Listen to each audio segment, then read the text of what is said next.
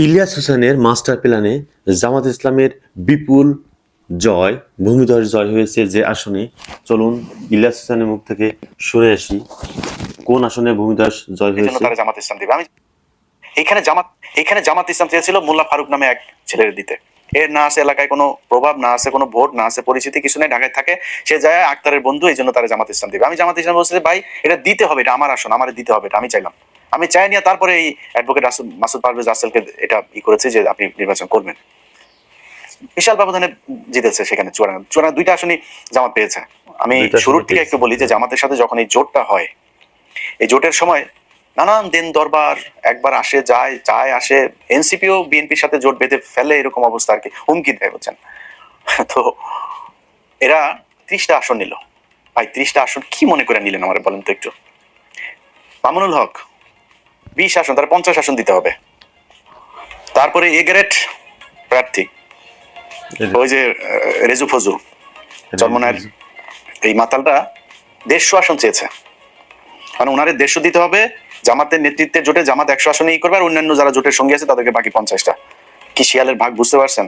তাদের এ গ্রেডের 143টা প্রার্থী, সে এ গ্রেডের প্রার্থীর কই চাচা?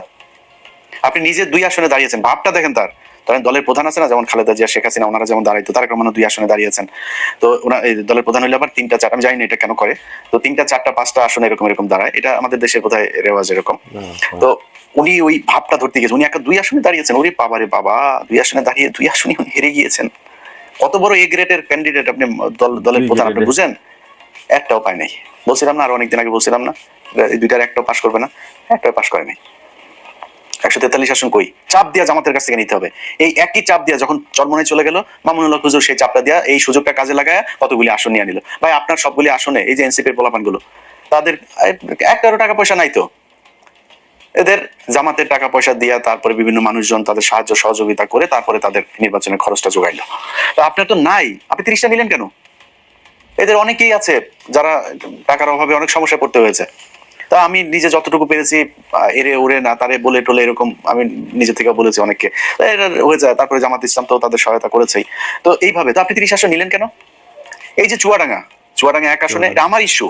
আমি এই শরীফকে নিয়ে 15 মিনিটস করেছিলাম। বিশাল চাঁদাবাজ, ধর্ষক একটা মেয়েকে ধর্ষণ করে, তারে ভুয়া বিয়ে করে, তারপর শারীরিক সম্পর্ক করে মেয়েটারে তারপর ছেড়ে দিছে। সেই মেয়েটা যখন তারা চাপ দিছে, তার মাদকের আসামি বানায় জেলখানে, এখনো জেলে আছে সেই মহিলা। সেই মহিলা একজন বিএনপির কর্মী, তার ভাই বিএনপি আওয়ামী লীগের সময় অনেকবার জেল খেটেছে, অনেক নির্যাতন সহ্য করেছে, অনেক মামলা আছে তার নামে। সেই ছেলেটার বোনটাকে, আপনার বোনটাও জামাত এই বিএনপি করতো, একই সাথে রাজনীতি করতো, গান গায় মহিলা। সেই গানের শিল্পীটাকে আপনার জেলখানায় নিয়ে রেখে দিয়েছে, এখনো সে জেলে। এগুলোর কারণে আমি বিএনপিকে, আমি তারেক রহমানকে বলেছি, বিএনপির সর্বোচ্চ নীতি নির্ধারণীর কাছে আমি চুয়াডাঙ্গা 1 আসনের এই প্রার্থীর, আমি কোনো নির্দিষ্ট কোনো প্রার্থীর কথা বলি না, বলছি এরে সরান। এটা নিয়ে বিএনপির সাথে এবার আমার প্রথম ঝামেলার শুরু। আমার 5 দিন পরে তারে মনোনয়ন দিয়েছেন। এত ঘাটতারাম খারাপ তো ভাই ভালো না, তাই না? তার মান দিয়া তারপরে কি করেছেন এখন দেখেন অবস্থা।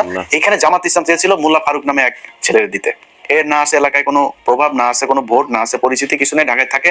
সে যায় আক্তারের বন্ধু, এই জন্য তারা জামাত ইসলাম দিবে। আমি জামাত ইসলাম বলছি যে ভাই এটা দিতে হবে, এটা আমার আসন, আমার দিতে হবে, এটা আমি চাইলাম। আমি চাই নিয়ে তারপরে এই অ্যাডভোকেট মাসুদ পারভেজ রাসেলকে এটা করেছে যে আপনি নির্বাচন করবেন। বিশাল ব্যবধানে জিতেছে সেখানে চুয়াডাঙ্গা 2টা আসনই জামাত পেয়েছে। সেখানে নিয়ে দেওয়া হলো। এখানে যদি ওই ছেলের দেওয়া হইতো 100% সে হাঁটতো। আমি আলেম সাহেব, নাম বলে আর চাকরি হারাইতে চাই না, আলেম সাহেব আপনার জোটের সঙ্গী বিএনপির প্রার্থীর কাছ থেকে মাত্র 1 কোটি টাকা নিয়েছে। 1 কোটি টাকা নিয়ে সিট বেঁচে দিয়েছেন তিনি। ঠিক আছে ভাই, আপনি করেন, আমি আমার মতো চুপচাপ থাকবো। এই হলো অবস্থা। তো আপনারা এই যে এতগুলো আসন নিয়ে তারপরে জামাত ইসলামের এখানে নষ্ট করলেন, এটা করা তো ভাই ঠিক হয় নাই।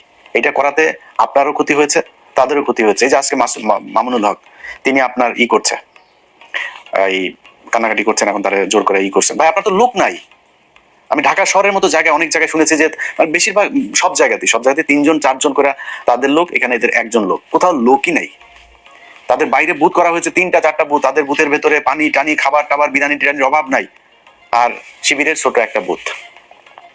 এইভাবে নির্বাচন করেছে।